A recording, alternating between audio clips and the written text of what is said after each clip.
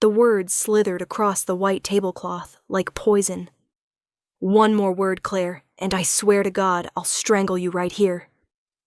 Marcus's voice was barely above a whisper, but the venom in it made Claire's breath catch in her throat. His hand was wrapped around his wine glass so tightly she could see his knuckles turning white, and there was something in his eyes she'd never seen before.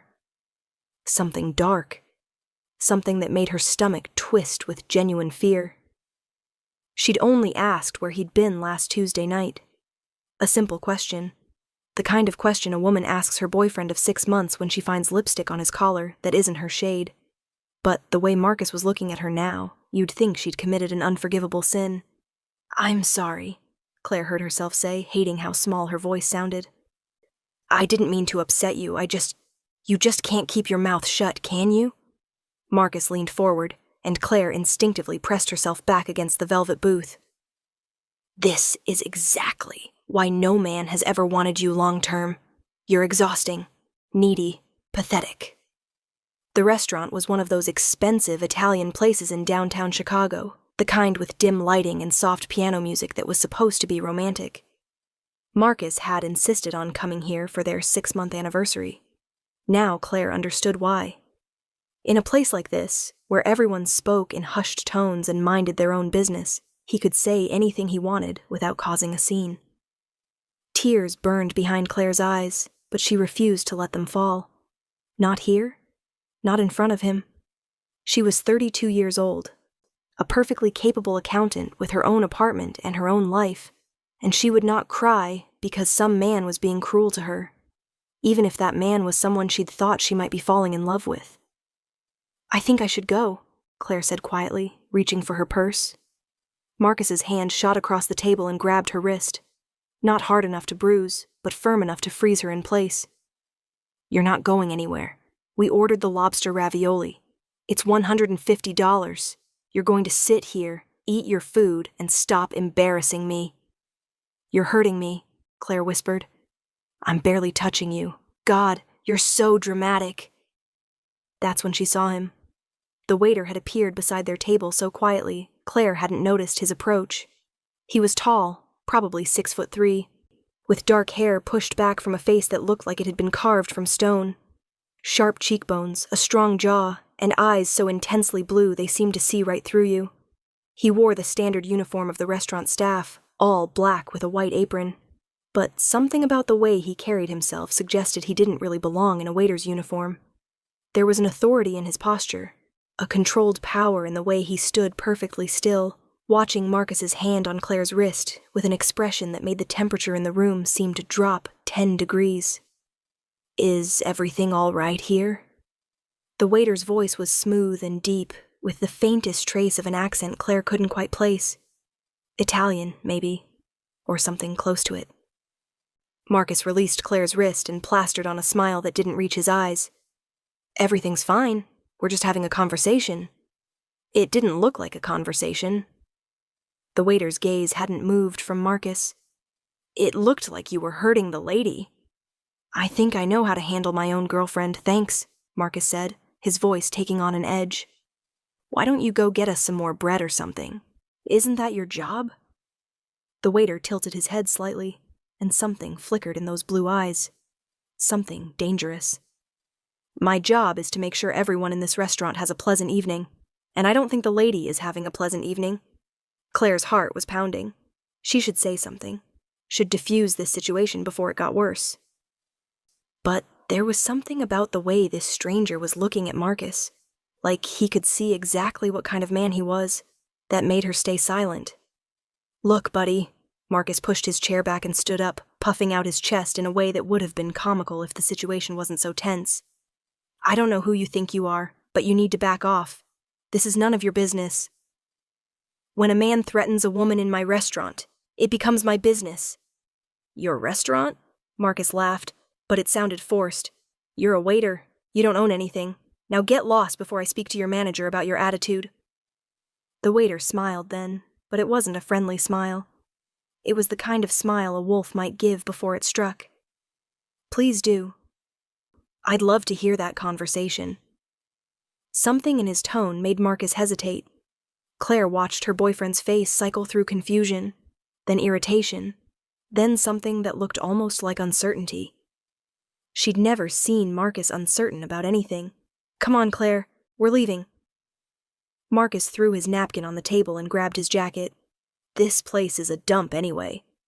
But when Claire started to stand, the waiter spoke again. "The lady doesn't have to go anywhere she doesn't want to go." It was such a simple statement, but it hit Claire like a thunderbolt. When was the last time someone had reminded her that she had a choice? That she didn't have to do what Marcus wanted just because he wanted it? "Actually," Claire heard herself say, and she was shocked by how steady her voice sounded, "I think I'm going to stay and finish my meal." Marcus's face went red. "Excuse me?" "You heard me. I'm staying. You can leave if you want." For a moment, Claire thought Marcus might explode. She could see the rage building behind his eyes, could see his hands clenching into fists, but then he seemed to remember where they were, seemed to notice the way the waiter had shifted his weight almost imperceptibly, positioning himself between Marcus and Claire. "Fine," Marcus spat. "Stay here with the help. You two deserve each other.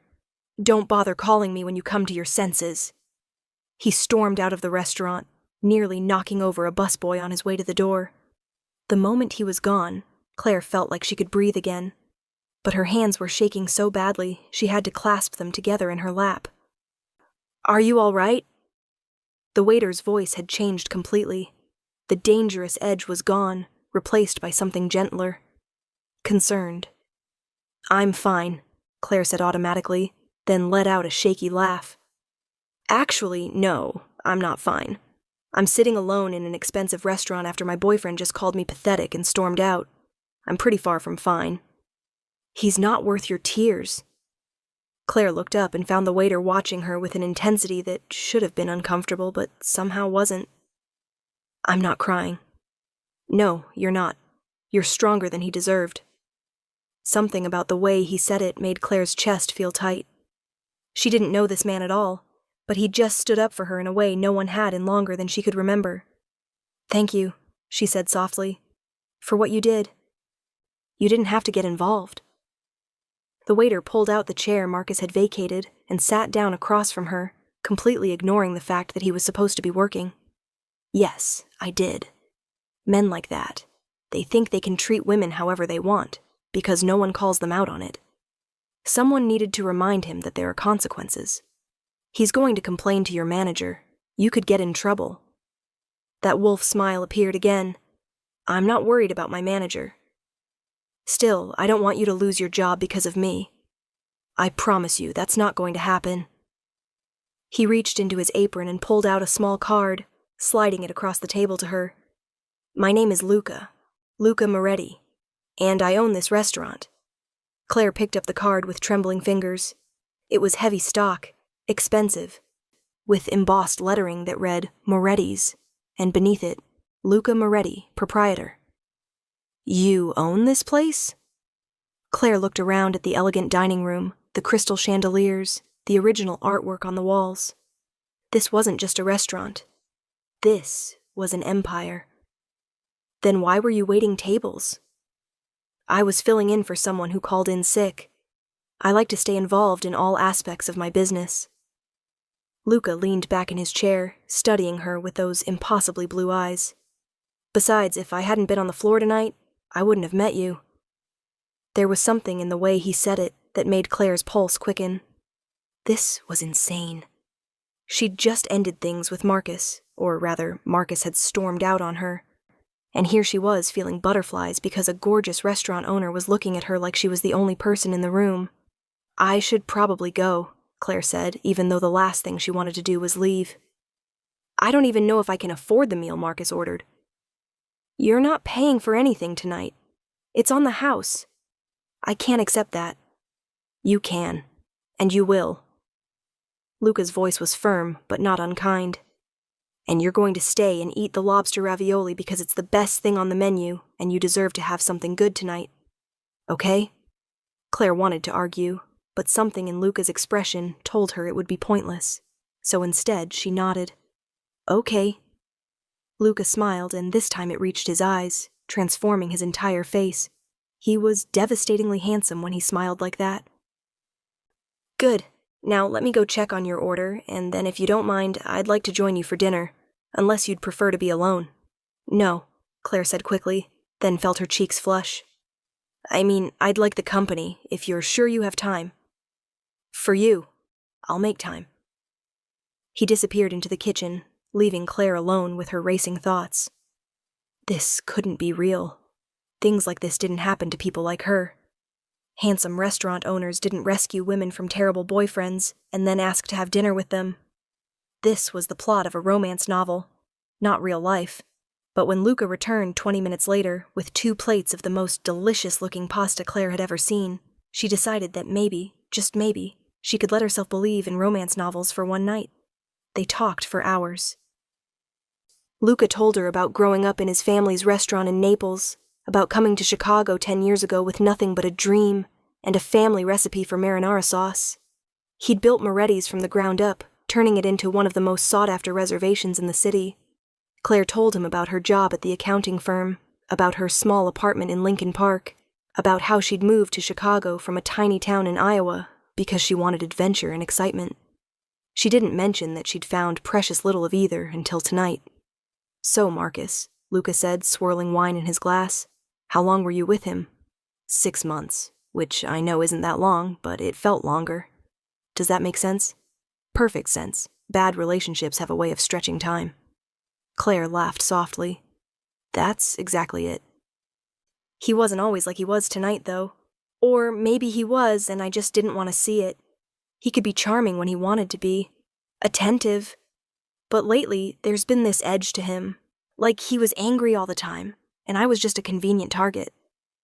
Men like that don't change, Luca said, his voice taking on that hard edge again. They just get better at hiding who they really are until they think they have you trapped. Trapped, Claire repeated. Yeah, that's exactly how I've been feeling. Like I was stuck in this relationship because I'd already invested 6 months. And what if this was as good as it gets, you know? What if no one else wanted me? Luca set down his wine glass and leaned forward, his eyes locked on hers. Claire, look at me. She did. Any man would be lucky to have you. The fact that you stayed with someone who made you feel small says nothing about your worth and everything about his ability to manipulate. You understand that, right? Tears welled up in Claire's eyes again, but this time she let them fall. I don't know. Maybe. Not maybe. Definitely. Luca reached across the table and took her hand in his. His palm was warm and rough with calluses, the hand of someone who worked hard for what he had. You are remarkable. You're smart, you're kind, you're beautiful, and you have more strength than you give yourself credit for. Marcus is an idiot for not seeing that. Claire's breath caught. No one had ever talked to her like this before. Like she was precious. Like she mattered. You barely know me, she whispered. I know enough. I know you could have made a scene tonight, but you didn't. I know you could have cried and fallen apart, but instead, you stayed and had dinner with a stranger. I know that you have fire inside you, even if that jerk tried to put it out. They sat there in the quiet restaurant, the last customers long gone, just looking at each other. Claire knew she should pull her hand away, should thank Luca for the lovely evening and go home. But she couldn't seem to make herself move. Claire, Luca said softly, I want to see you again. Not here, not as a customer. On a real date. Would you like that?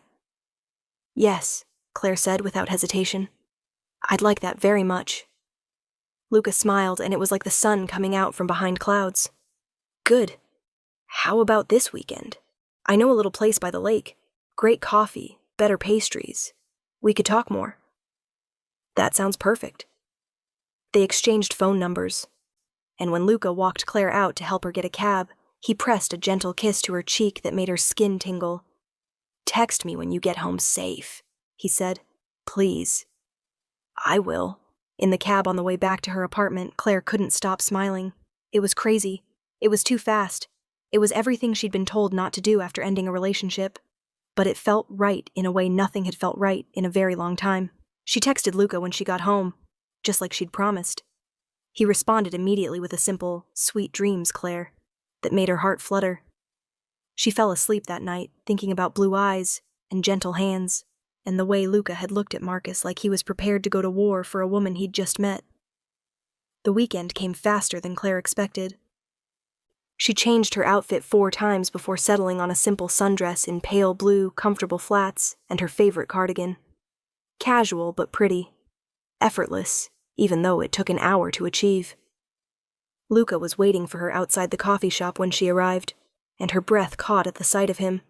He was wearing jeans and a white button-down, with the sleeves rolled up to his elbows, his dark hair slightly tousled by the breeze off the lake.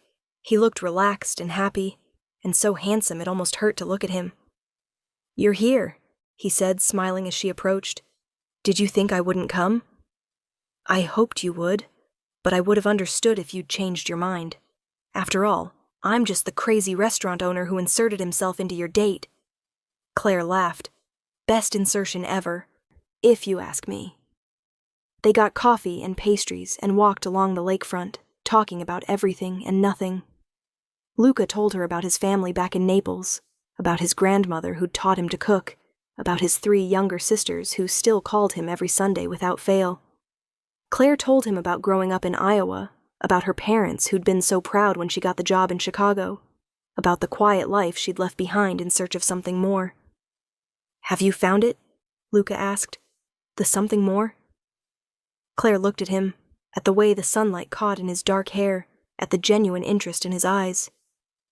"I think maybe I'm starting to." They spent the whole day together. Coffee turned into lunch, which turned into a long walk through the botanical gardens, which turned into dinner at a tiny Thai place Luca knew where the owner greeted him like family. It was dark by the time Luca walked Claire back to her apartment, and she didn't want the day to end. "I had a really wonderful time," she said when they reached her building. "So did I." Luca brushed a strand of hair back from her face, his fingers lingering on her cheek. "Claire, I need to tell you something." Her stomach dropped. Here it came. The catch. The reason this was too good to be true. "What is it?" "My life. It's complicated. My family, the business. There are things about my world that aren't always easy to understand. But I want you to know that whatever happens, I will always be honest with you, and I will always protect you. You don't have to be afraid of anything when you're with me." It was a strange thing to say, Claire thought. Cryptic, but the earnestness in Luca's eyes made her believe he meant every word. "Okay," she said softly. "I trust you." "You shouldn't. Not yet. But I'm going to earn it." He kissed her then, soft and sweet and perfect, and Claire felt like she was floating. When they finally pulled apart, both of them were smiling. "I'll call you tomorrow," Luca promised. "I'll be waiting."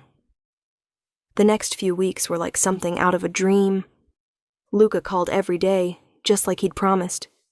They saw each other as often as their schedules allowed, which wasn't as often as Claire would have liked, but every moment they spent together felt precious.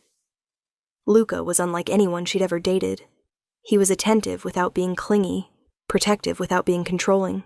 He listened when she talked about her day, remembered small details about her life, surprised her with her favorite flowers just because.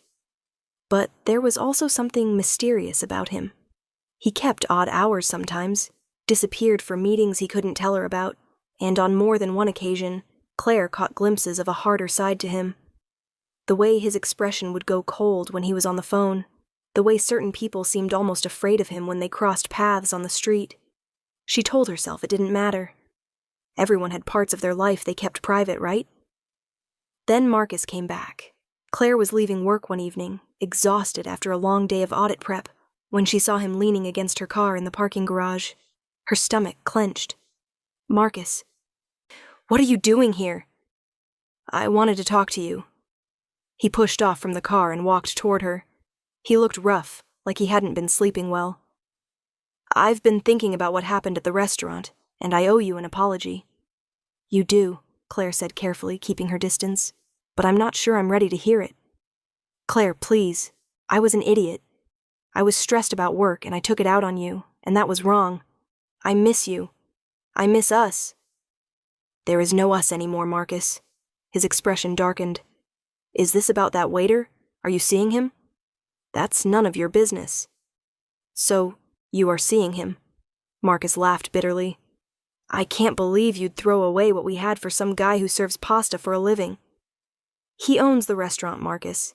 And even if he didn't, he treats me better in one conversation than you did in 6 months." "Oh, he owns a restaurant. I'm so impressed." Marcus's voice dripped with sarcasm. "Do you have any idea who his family is, Claire? Do you know what kind of business they're really in?" Something cold slithered down Claire's spine. "What are you talking about?" "I did some digging after that night. Luca Moretti, the Moretti family. They're connected, Claire. As in, organized crime connected. Your boyfriend is in the Mafia." Claire wanted to laugh it off, to tell Marcus he was being ridiculous, but something about the way he said it, combined with all those little mysteries about Luca's life, made her pause. "You're lying." "Am I?" "Ask him yourself. Ask him about his family's import business. Ask him why half the restaurants in Little Italy pay him protection money. Ask him what really happened to the guy who tried to open a competing restaurant 2 blocks from Moretti's."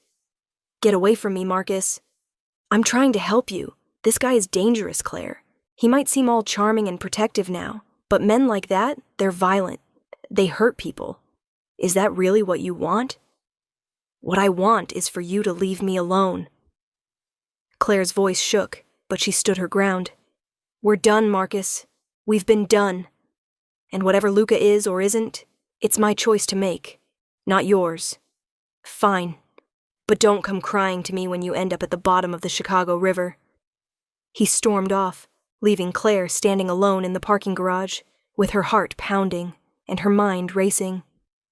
She sat in her car for 20 minutes trying to decide what to do. Part of her wanted to call Luca immediately, to demand answers, but another part of her was afraid. What if Marcus was right? What if Luca had been lying to her this whole time? In the end, she drove home and spent the night staring at her phone, Luca's number pulled up on the screen, unable to make herself press call. He called her instead the next morning, like he always did. "Good morning, beautiful. How did you sleep?" Claire closed her eyes.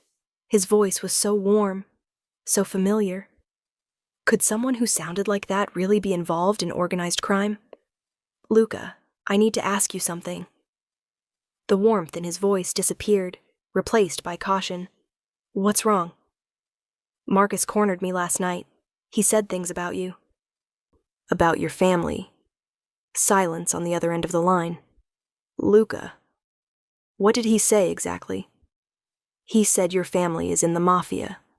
That you're involved in organized crime." The words sounded absurd coming out of her mouth, like dialogue from a bad movie. "Tell me he's lying, Luca. Tell me he's just trying to mess with my head because he's jealous."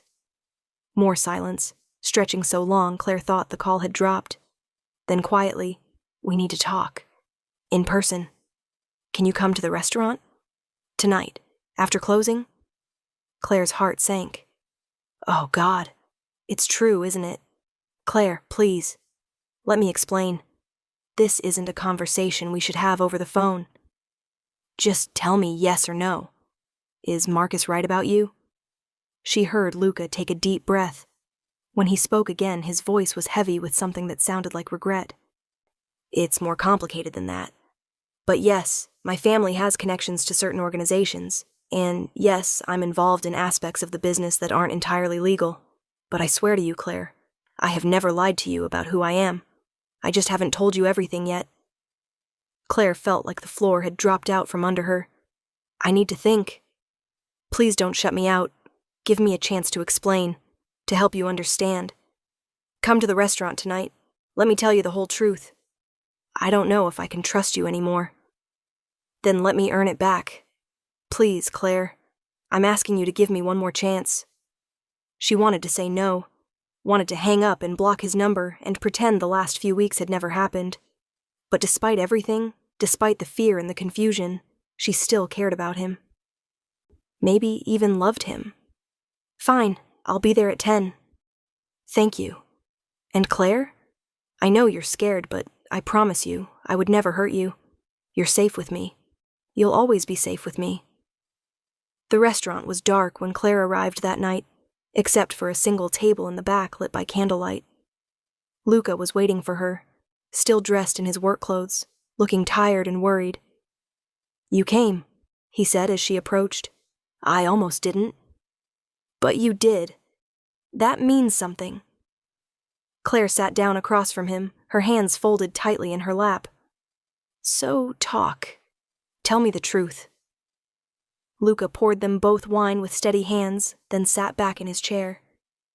My family has been in the restaurant business for 5 generations, but we've also been involved in other enterprises. Protection, imports, loans. Things that exist in the gray areas of the law. The Mafia, Claire said flatly. We don't use that word, but yes, essentially. My grandfather was a boss in Naples. My father continued the tradition when we came to America. I grew up in this world, Claire. It's all I've ever known. And you're involved in it, in the illegal parts. Yes, the restaurant is legitimate, completely clean. But I also oversee certain aspects of the family business. I make sure our interests are protected. I handle disputes. I manage relationships with other families. Claire felt sick. What does that mean, you handle disputes? It means I make sure problems get solved before they escalate. Sometimes that involves negotiation. Sometimes it involves intimidation. And yes, sometimes it involves violence. Though I try to avoid that when possible. Oh my God! Claire stood up, her chair scraping against the floor. You're telling me you hurt people. You're a criminal. Luca stood too, but didn't try to approach her. I'm telling you the truth, like I promised I would. I'm not a good man by conventional standards, Claire. I've done things I'm not proud of. But everything I do to protect my family and the people who depend on us. The gray areas of my business feed a lot of families in this neighborhood, provide jobs to people who couldn't get them anywhere else. That doesn't make it right. No, it doesn't. But it's the reality of my world. And I won't lie to you and pretend I'm something I'm not. Claire wrapped her arms around herself, trying to process what she was hearing. This man she'd been falling for, this man who'd been so gentle and kind with her, was essentially admitting to being a mobster. Why didn't you tell me this before? Why let me get involved with you if you knew what your life was like? Because I'm selfish, Luca said simply. Because from the moment I saw you that night, fighting back tears and refusing to let that bastard break you, I knew I wanted you in my life. I knew I should stay away from you, that you deserved better than someone like me. But I couldn't do it. I couldn't let you go. This is insane. We barely know each other. I know. But tell me you don't feel it too. Tell me the last few weeks have meant nothing to you, and I'll walk away right now. I'll disappear from your life, and you'll never have to see me again. Claire opened her mouth to say exactly that. To tell him it had all been a mistake. A foolish infatuation that never should have happened. But the words wouldn't come. Because it wasn't true. I can't, she whispered. I can't tell you that. Luca's expression softened. Claire? But I can't do this either, Luca. I can't be with someone who's involved in organized crime. I can't live my life wondering if you're going to get arrested or killed, or if someone's going to use me to get to you. That's not the life I want. I understand. I do. But before you make your final decision, there's something else you should know. What? Marcus didn't just happen to corner you in that parking garage. He's been following you, taking pictures of us together. He hired a private investigator to dig into my background. Claire's blood went cold. How do you know that? Because I've been having you followed too. For your protection. And my people noticed his people watching you. You've been having me followed. For how long? Since the night we met. I needed to make sure Marcus didn't try to come after you, and I needed to know if anyone from rival families tried to use you to get to me. I was protecting you. No, you were controlling me, just like Marcus did, just in a different way. Claire grabbed her purse and headed for the door. I can't believe I thought you were different. But you're just like him. Just another man who thinks he knows what's best for me. Claire, wait. But she was already gone, practically running out of the restaurant and into the night. She heard Luca calling after her, but she didn't stop. She couldn't.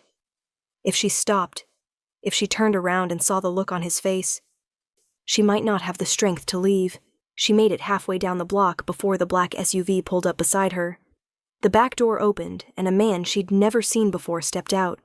He was big, well over 6 feet, with a scar running down the left side of his face. And he was pointing a gun directly at her chest. "Get in the car, Miss Thompson. Nice and quiet. Don't make a scene." Claire's scream was cut off as another man grabbed her from behind, clamping a hand over her mouth. She struggled, tried to fight, but they were too strong. Within seconds, they had her in the SUV, the door slamming shut behind them. The last thing she saw before they pushed a cloth over her face was Luca running out of the restaurant, his expression one of pure terror. Then everything went black. When Claire woke up, her head was pounding and her mouth tasted like chemicals. She was sitting in a chair in what looked like an abandoned warehouse, her hands zip-tied behind her back. The scarred man from the SUV was standing a few feet away, talking on his phone. "Yeah, we got her. Tell Moretti if he wants to see his girlfriend again, he needs to agree to our terms. Otherwise, we start sending him pieces." Claire's stomach lurched. This was really happening. She'd been kidnapped by people who wanted to use her as leverage against Luca.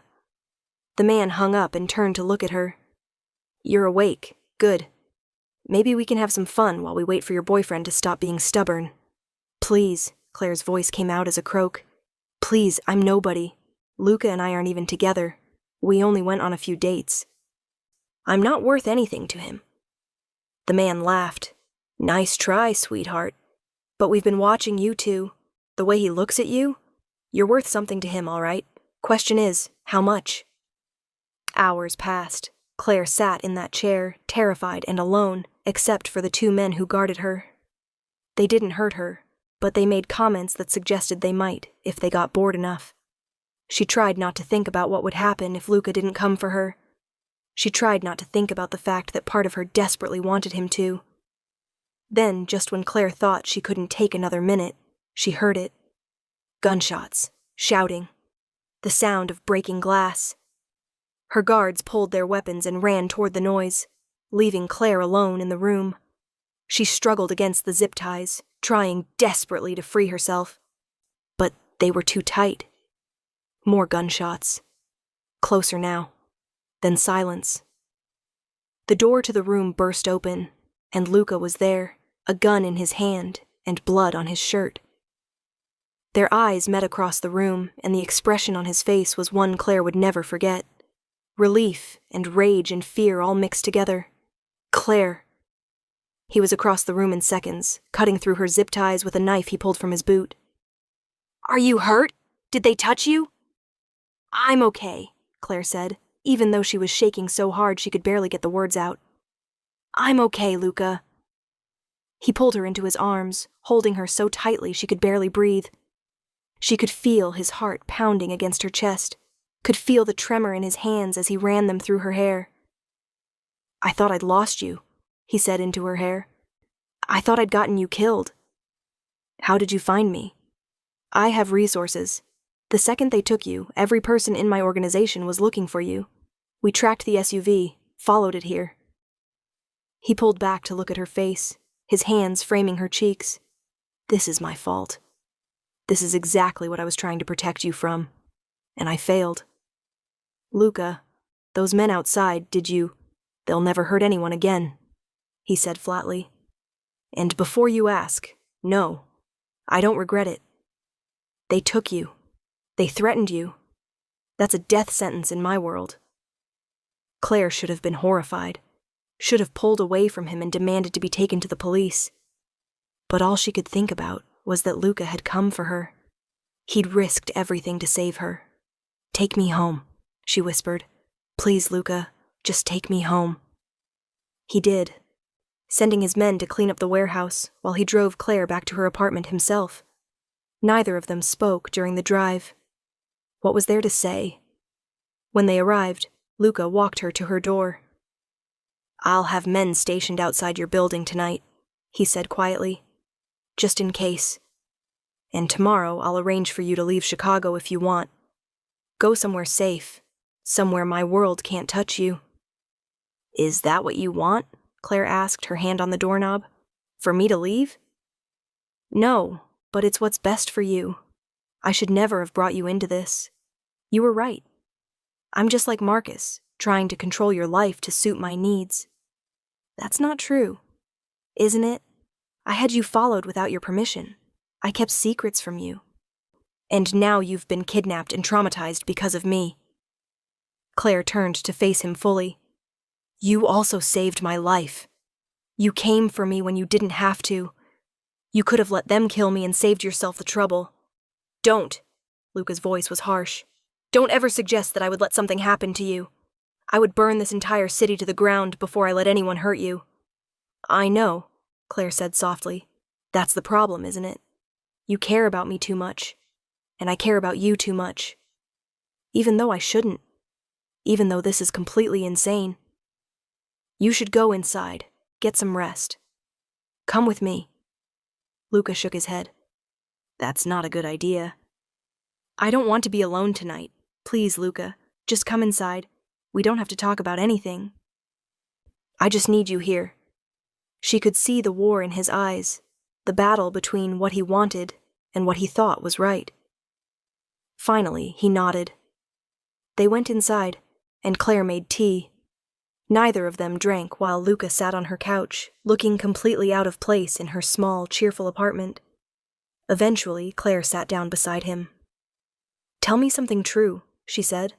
"Something real about you that has nothing to do with your family or your business. Just you." Luca was quiet for a long moment. Then, "I'm terrified of letting people in. I've spent my whole life building walls, keeping everyone at a distance except family. It's safer that way, cleaner. But then I met you, and every wall I've ever built just crumbled. I've never felt this vulnerable in my life, and it scares me more than any gun or rival family ever could." Claire reached over and took his hand. "I'm scared too. Everything about this terrifies me, but I can't walk away from you, Luca. I've tried to talk myself into it a dozen times, and I just can't do it. You should, for your own safety. Maybe. But when has playing it safe ever led to anything great?" She shifted closer to him. "Tonight, when those men took me, all I could think about was that I might never see you again, that I'd left things with us angry and unfinished, that I'd never get to tell you that I'm falling in love with you." Luca's breath caught. "Claire, I know it's crazy. I know we barely know each other. I know your life is complicated and dangerous and nothing like what I imagined for myself, but I'm falling for you anyway. And if you're willing to try, if you're willing to let me into your world and be honest with me about all of it, then I want to be with you. You don't know what you're asking. Then tell me. Explain it to me. But don't shut me out and decide what's best for me. I'm a grown woman, Luca. Let me make my own choices." He looked at her for a long moment, and she could see everything he was feeling written on his face. The desire to say yes. The fear of what it would mean. The knowledge that loving him could get her killed. Then he kissed her. It was different from their first kiss. Desperate where that one had been sweet. Claiming where that one had been tentative. It was a kiss that said everything words couldn't, that promised protection and devotion, and forever if she was brave enough to take it. When they finally pulled apart, they were both breathing hard. "If we do this," Luca said, his forehead resting against hers, "we do it right. No more secrets. I tell you everything, even the parts that will scare you. And you tell me if it ever becomes too much. Deal?" "Deal," Claire whispered. "And you let me protect you. You let my men watch over you, keep you safe. I can't lose you, Claire. I won't survive it." "Okay." He kissed her again, softer this time. "I love you. I know it's too soon and too fast and completely insane, but I love you. I think I loved you from the moment you refused to cry in front of that worthless jerk." Claire smiled against his lips. I love you, too. They spent the rest of the night on her couch, talking about everything and nothing. Luca told her about his work, about the family business, about the careful balance he walked between legitimate enterprise and less legal pursuits. He told her about the enemies he'd made, the alliances he'd forged, the weight of responsibility that came with his last name. And Claire listened to all of it, asking questions when she needed to, offering comfort when she could. It was overwhelming and frightening, and nothing she'd ever prepared for. But it was also honest, real, and that mattered more than she'd realized. As the sun started to rise through her windows, Luca pulled her closer. I want you to marry me, he said quietly. Claire's heart stopped. What? I know it's too soon. I know we should wait, do this properly. But in my world, Claire, marriage means protection. It means your family, and family is sacred. No one would dare touch you if you were my wife. Luca, we can't get married just for protection. That's not the only reason. I want to marry you because I can't imagine my life without you in it. Because you make me want to be better than I am. Because when I think about my future, you're in every part of it. He cupped her face in his hands. But I also won't lie and pretend that your safety isn't a factor. It is. I need to know you're protected. Always. Claire's mind was spinning. This was crazy. They'd known each other for less than 2 months. People didn't get married this quickly, not in real life. But then again, people didn't usually fall in love with mafia bosses in real life either. Ask me again in 6 months, she said finally. If we're still together, if we still feel this way, then ask me again, and I promise I'll say yes. Luca smiled. That devastating smile that made her heart race. 6 months. I can work with that. He kissed her forehead.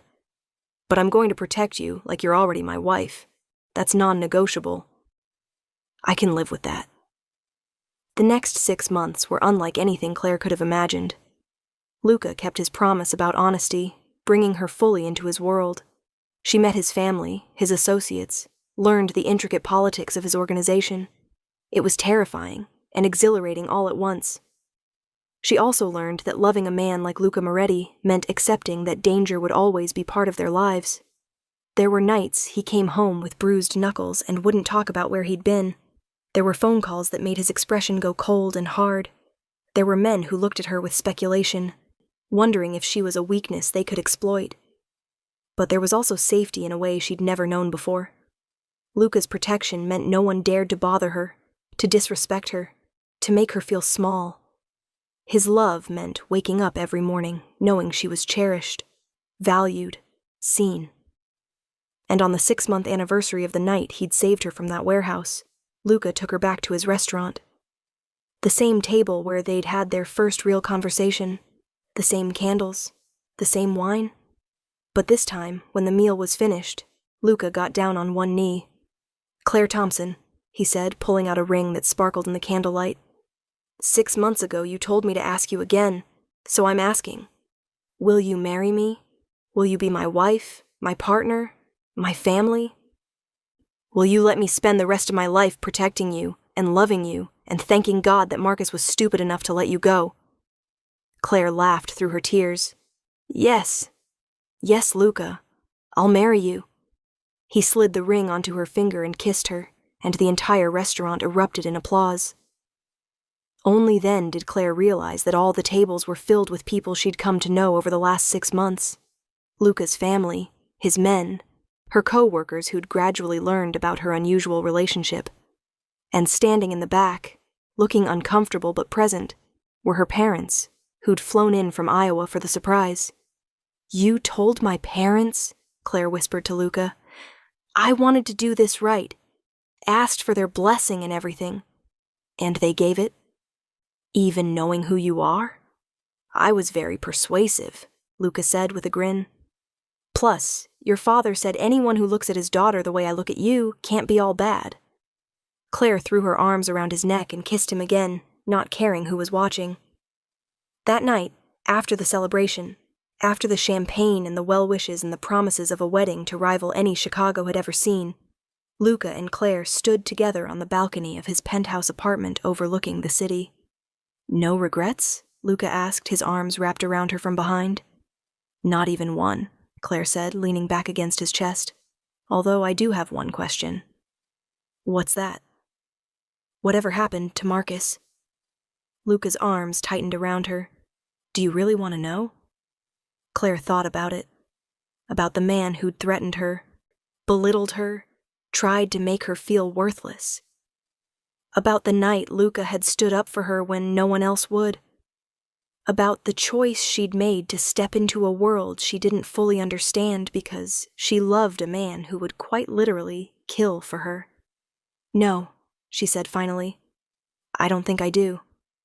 Good, because he's not worth thinking about. You're safe. I'm here, and we have the rest of our lives ahead of us. Claire turned in his arms to face him. I love you, Luca Moretti. I love you too, future Mrs. Moretti. They kissed under the Chicago stars, two people who should never have met. Never should have fallen in love.